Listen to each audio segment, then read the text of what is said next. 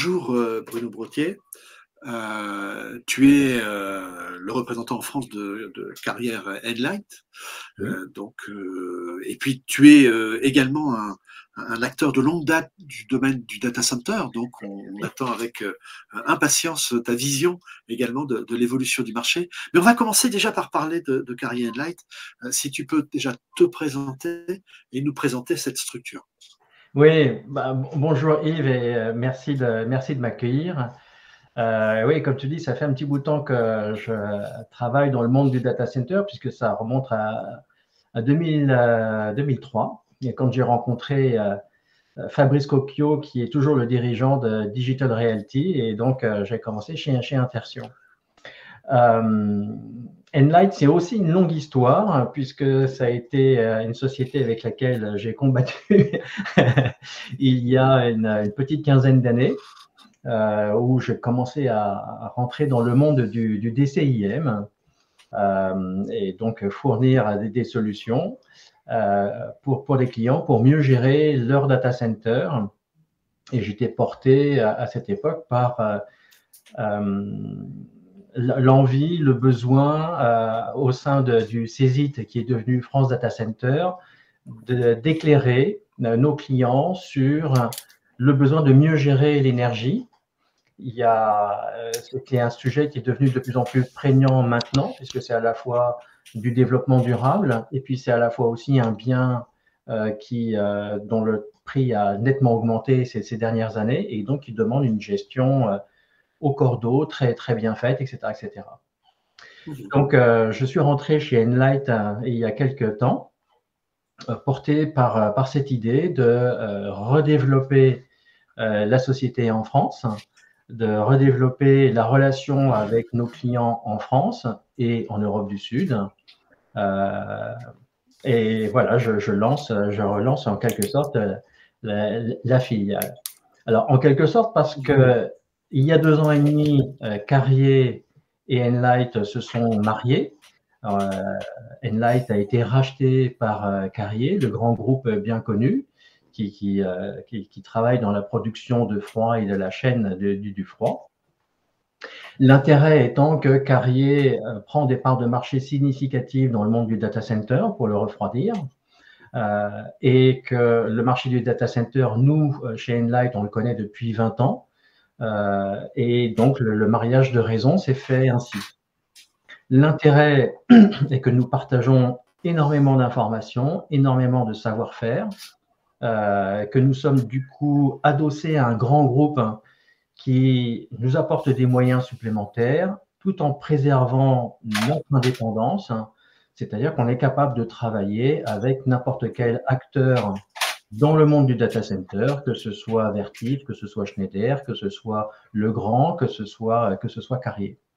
Ce que l'on apporte, c'est une solution qui est justement agnostique et qui permet à un opérateur de data center d'avoir une solution unique pour gérer un ensemble de systèmes, IT et bâtiments. Alors, ce qui est important également, on voit un mariage entre un très gros industriel, puisque Carrier, c'est pas petit, hein, c'est un géant du refroidissement et de la climatisation, qui fait l'acquisition d'un acteur reconnu dans le domaine en fait du pilotage, finalement, de la gestion du software. Tout à fait. Or c'est forcément un mariage qui n'était pas forcément évident à l'origine, mais qui devient forcément un mariage logique. Est-ce qu'on peut juste évoquer cette logique d'intégrer le software chez un géant des équipements, mais tout en conservant au software cette liberté de pouvoir couvrir l'ensemble de la chaîne matérielle si nécessaire, voire concurrente? Oui, en fait, dans le monde du... Alors, il est clair que c'est le logiciel qui pilote de plus en plus les infrastructures, que ce soit les infrastructures réseau, que ce soit les infrastructures calcul, que ce soit aussi les infrastructures de bâtiments. Et donc, on retrouve 3 grands pôles dans le logiciel. Celui qui gère le bâtiment, ce qu'on appelle communément les BAS ou BMS. Donc là, l'idée est de piloter des gros équipements électriques, des générateurs, des onduleurs, des climatisations et autres gros éléments constitutifs du data center. D'un autre côté, on va retrouver ce qu'on appelle l'ITSM, c'est-à-dire la gestion au jour le jour de tout ce qui concerne l'environnement informatique, à savoir les applications, les changements, passer d'une version de Windows à une autre, gérer aussi les actifs et les droits d'accès, etc., etc. Donc l'ITSM. Et entre les deux, eh bien, il y a le DCIM qui permet de gérer les actifs informatiques dans un data center d'un point de vue physique, ce qui apporte des informations à l'ITSM, et puis des informations détaillées aussi qui sont apportées sur la gestion de sondes, etc., qui sont apportées à la VMS.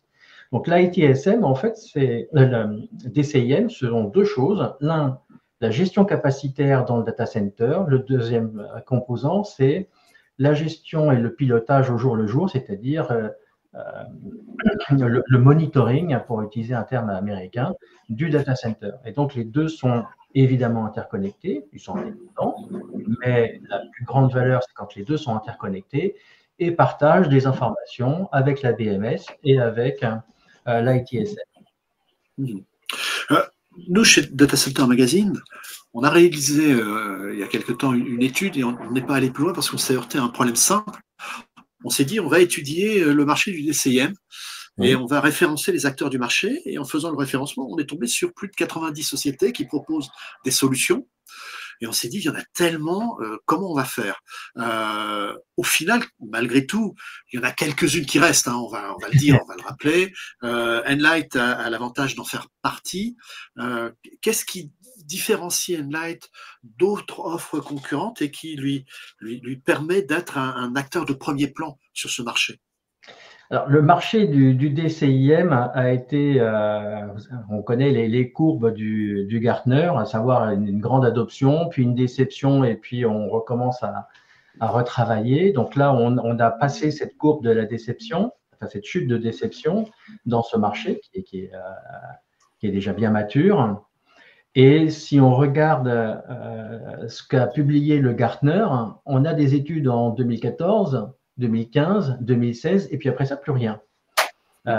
Et à cette époque, quand on termine en 2016, effectivement, Enlight est placé tout en haut à droite dans le Magic Quadrant du Gartner. Et quand on suit tous ces quadrants, on voit que beaucoup de sociétés disparaissent, soit parce qu'elles ont changé de nom, soit parce qu'elles ont arrêté de travailler, comme Vertiv il y a 2 ans et demi, soit elles ont été absorbées et voilà. Donc, en fait, il y a eu un gros nettoyage et c'est vrai qu'il y a beaucoup d'acteurs dans ce marché-là et grosso modo, plus que 2 ou 3 qui se distinguent par leur longévité. Et nous, ça fait 20 ans qu'on existe. Ça fait les clients avec lesquels je travaille en France sont clients depuis des décennies.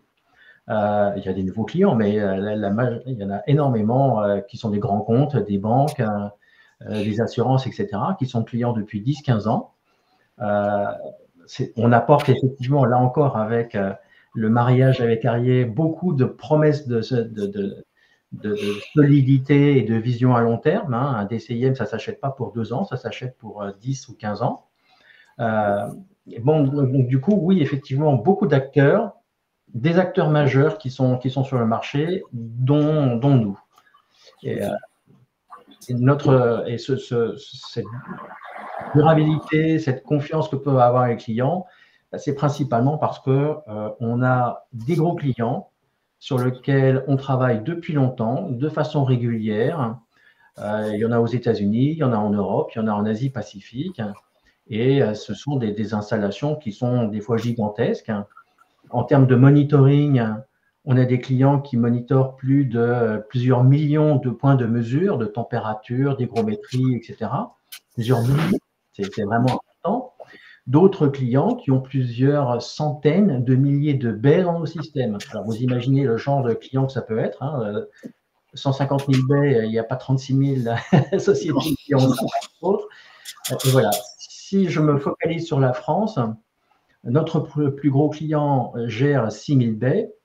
notre plus petit 82, et les deux sont naturellement des clients qui sont satisfaits et qui déroulent leur service en interne et pour leurs clients. Je te remercie parce que dans le même temps, tu as déroulé aussi tes typologies de clientèle. Donc ça, c'est important parce qu'on va l'évoquer. Je voudrais juste, on fera une deuxième vidéo que l'on va présenter également dans le cadre de la journée du Data Center, sur lequel on va expliquer un peu plus en détail ce qu'est le DCM, comment ça marche, etc. Et ce qu'apporte Enlight sur ce marché. Mais juste avant de revenir, qui sont quand même les commanditaires du DCM. Quand on voit le DCM, il y a un mariage de technologie avec de l'ITSM. Qui dit ITSM dit qu'on va parler d'ITIL. Si on parle d'ITIL, on va parler au DSI, mais par contre, si on parle aux techniciens, ils ne vont rien comprendre. Et puis surtout, on va les embêter avec quelque chose qui va rigidifier leur méthode de travail. Est-ce qu'on peut parler du profil du décideur qui met en place ? Alors, j'adore cette question. Ça, c'est une réponse d'homme politique, mais c'est vraiment une question qui fait le sel de mon travail tous les jours parce que j'ai la chance d'avoir cette triple culture, puisque j'ai travaillé beaucoup à la gestion d'énergie dans le CESIT et donc parler d'onduleurs, de pouillèmes de rendement supplémentaires qui changent la donne. J'ai aussi travaillé dans l'ITSM puisque j'ai introduit Remedy BMC en France il y a un petit bout de temps. Donc, j'ai cette triple culture, c'est ça qui est sympa. Et effectivement, quand je parle à mes clients, quand je parle à mes prospects, c'est toujours une découverte parce que toutes les sociétés ont des découpages relativement différents entre le responsable du data center qui va plutôt être facilities, bâtiment, le responsable du data center qui va plutôt être IT aussi. Donc, c'est extrêmement riche. Donc, je botte un peu en touche en disant que clairement, j'ai plusieurs types d'interlocuteurs. Ce qui est enrichissant, c'est de dire à un interlocuteur, très bien, vous avez un DCIM qui est en place, vous arrivez à gérer vos équipements physiques, est-ce que vous avez un lien avec l'ITSM? Et là, c'est mais pourquoi? Parce que si vous avez des serveurs qui sont zombies et qui consomment de l'énergie et qu'il faut éliminer parce que ça prend de la place, un U dans une baie, ça coûte entre 1000 et 2000 euros en CAPEX. Et en OPEX, quand ça consomme un peu d'énergie, c'est vite 60 ou 70 ou 90 euros par an. Ça ne fait pas beaucoup. Quand il y en a des milliers, ça commence à faire beaucoup d'argent. OK, on sait les trouver en voyant leur profil de consommation électrique. On sait les trouver en disant, tiens, c'est marrant, celui-là, il est en Windows XP. Il doit y avoir quelque chose de bizarre. Maintenant, où est-il? L'ITSM ne sait pas où il est. Le DCIM sait où il est. Et donc, c'est le moment d'interconnecter pour savoir, voilà, c'est dans tel data center, dans telle salle, dans telle baie, dans tel U qu'il faut éliminer un serveur qui ne sert à rien.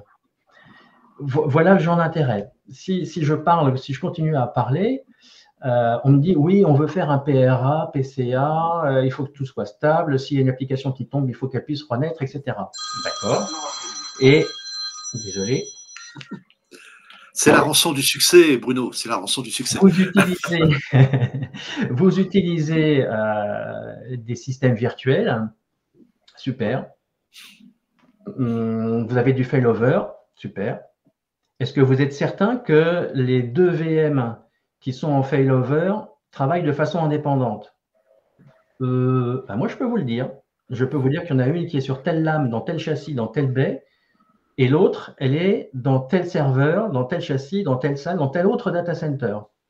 Et donc, le PRA a un sens. Mais si c'est sur la même lame, là, si ça tombe, ça tombe. Voilà, donc on a, et puis naturellement, je me retrouve avec des clients qui me disent, j'ai des points chauds, comment est-ce que je vais faire, etc., etc. J'arrive à les visualiser avec Enlight, j'arrive à mieux ranger, j'aimerais avoir une aide. Et oui, on a des modules intelligents qui permettent de faciliter l'urbanisation des salles. Et donc, voilà, le champ des discussions est très ouvert. C'est formidable. J'ai un job en or. Écoute, Bruno, Tu as attiré notre attention. On va se retrouver dans une deuxième vidéo. Maintenant, on va rentrer dans les détails et on va parler du DCM mis en application. Il y a plein de choses à dire. Donc, en tous les cas, on est très heureux de t'avoir avec nous sur cette journée du Data Center et on se retrouve tout de suite. Merci.